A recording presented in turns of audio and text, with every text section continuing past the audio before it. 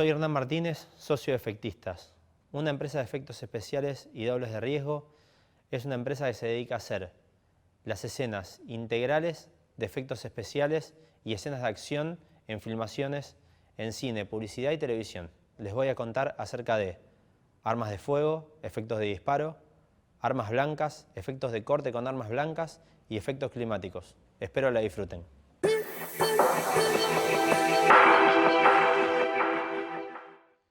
Como en todos los efectos climáticos, con el efecto humo tenemos varias formas de realizarlos y varios tipos de efectos de humo.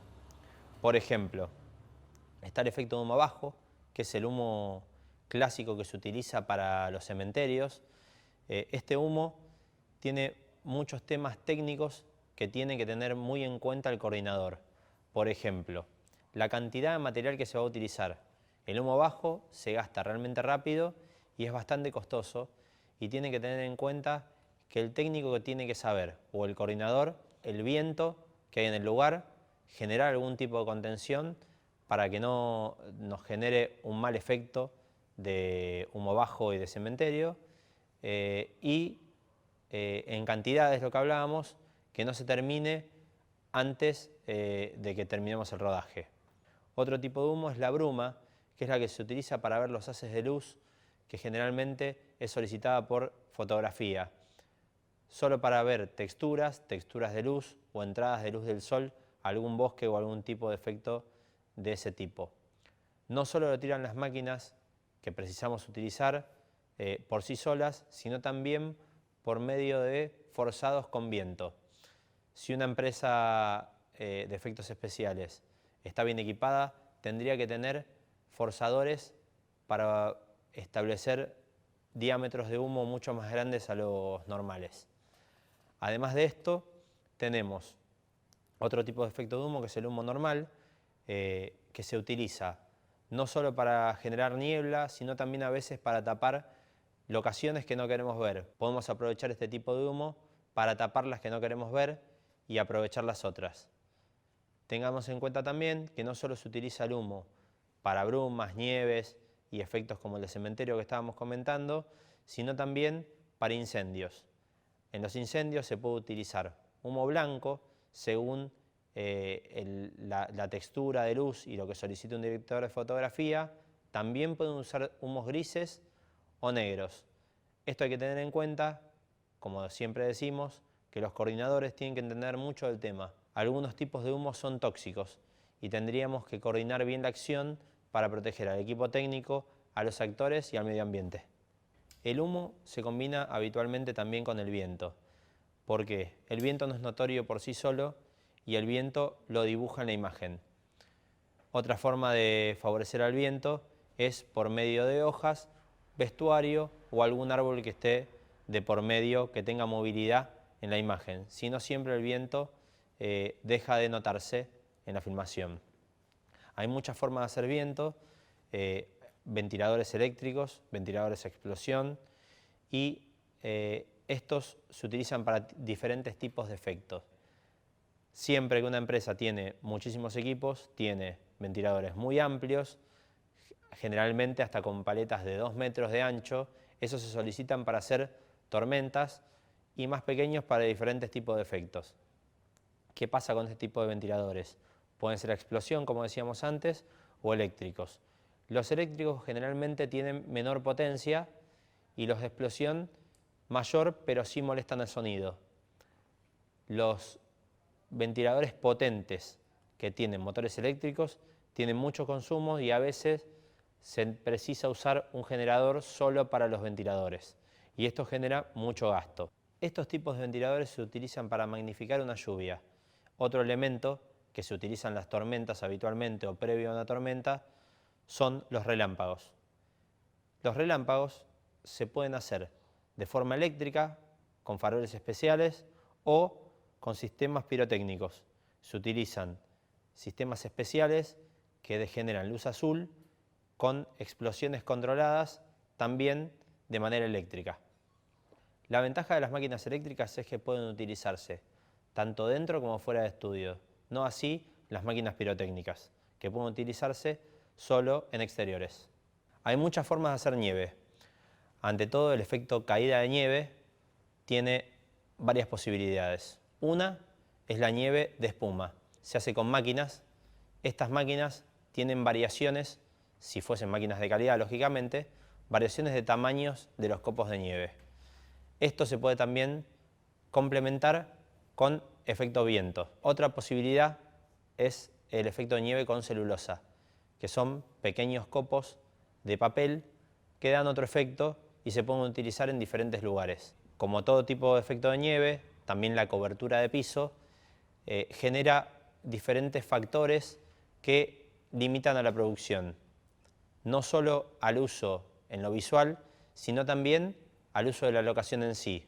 Si vamos a tirar celulosa, tiene que ser un lugar donde esté permitido. Hay lugares que no lo permiten. La espuma habitualmente está permitida en casi todo lugar y después se usan habitualmente también sales y algunos materiales más, como materiales plásticos, que no pueden utilizarse en cualquier lado.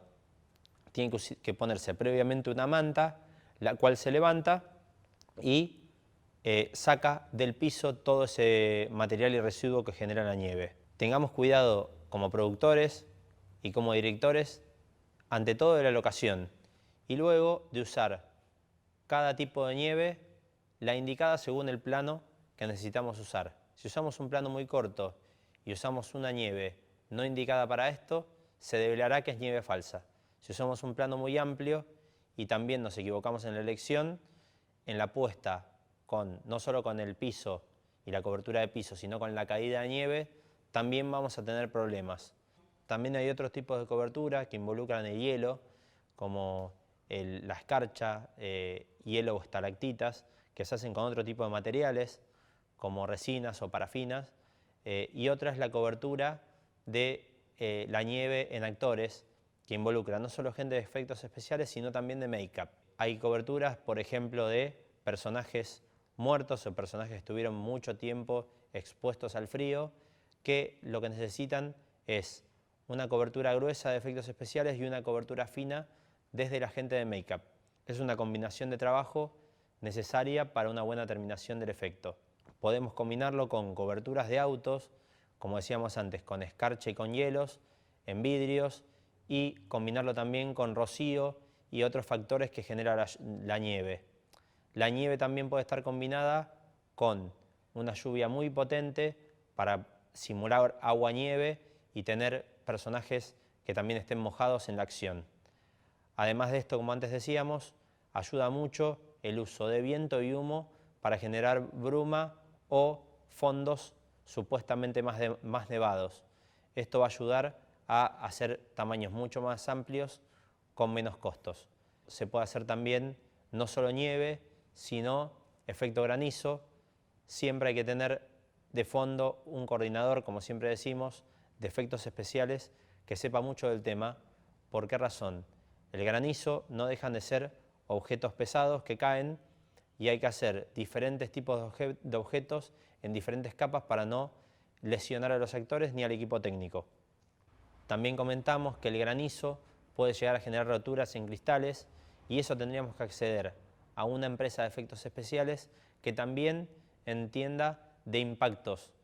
Se piden habitualmente para tener en cuenta como efectos de impactos similares a los efectos de disparo y estos generan roturas en vidrios que pueden ya ser neumáticas o con detonaciones. Siempre recomendamos a los productores y directores que tengan en cuenta que el coordinador o la empresa de efectos especiales que cumple estos servicios debe tener gran variedad de equipos y gran experiencia. No está de más nunca pedir referencias sobre qué trabajos se hicieron y que los trabajos sean, ante todo, actuales. Los efectos suelen avanzar siempre mucho con el tiempo y ayornarse. Hay que tener en cuenta que la empresa de efectos especiales que contratemos debe tener suficiente material para abastecer todo nuestro rodaje y no quedarnos cortos como en cualquier efecto climático. Hay varias formas de hacer un efecto lluvia. Una posibilidad, que es la más tradicional, es con torres. Otras con perchas de lluvia, que se elevan con grúas o hidrogrúas. Estos efectos de lluvia se pueden hacer en la calle o en estudios. En estudios hay dos posibilidades, que el estudio tenga drenajes propios o que tenga un drenaje realizado por las empresas de efectos o quien se encargue de ese tipo de efectos. Hay que tener en cuenta, ante todo, que los riesgos que tienen estos efectos son aislar de electricidad y hablar con la gente que se dedique a electricidad del estudio, a todo este tema, y de drenaje, tener en cuenta que estos drenajes pueden ser sacados con bombas o directamente a un desagüe. En los efectos de exterior no hay tanto problema, sí tenemos que tener en cuenta dónde ponemos nuestra recarga de agua. Las empresas grandes habitualmente tienen cisternas propios que pueden ser desde 1000 hasta 9000 litros, a veces más, y se pueden recargar. Puede ser bien de la calle o desde un cisterna de bomberos. O bien usar directamente el cisterna de bomberos sin usar el cisterna propio de las empresas. Las torres de lluvia se utilizan para planos, ante todo, con menor aire sobre la cabeza. ¿Por qué razón?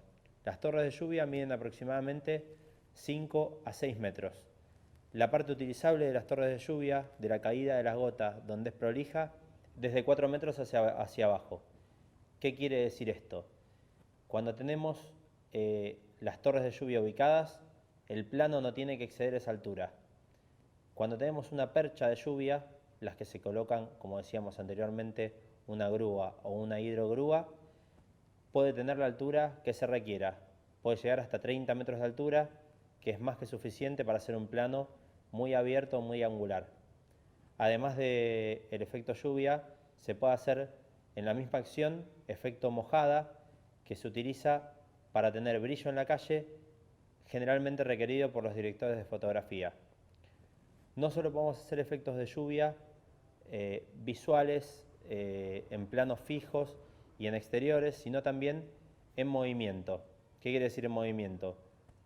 Bien puede ser un traveling fuera de la lluvia para proteger las cámaras, o un camera car, que es un vehículo utilizado para arrastrar vehículos de filmación, donde dentro están los actores y se utiliza picos de lluvia para tirar sobre el vehículo.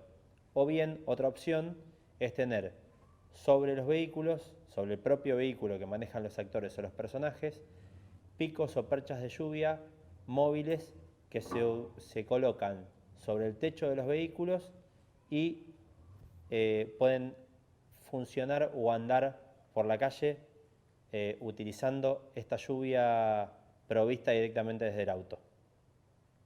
Como hablábamos antes, es importante tener en cuenta la luz, no solo en la mojada de calle, sino también en la iluminación de la lluvia, ya que si no está bien iluminada, podemos tirar muchísimos litros de agua y tener una lluvia muy gruesa o una tormenta, y la lluvia no se vería.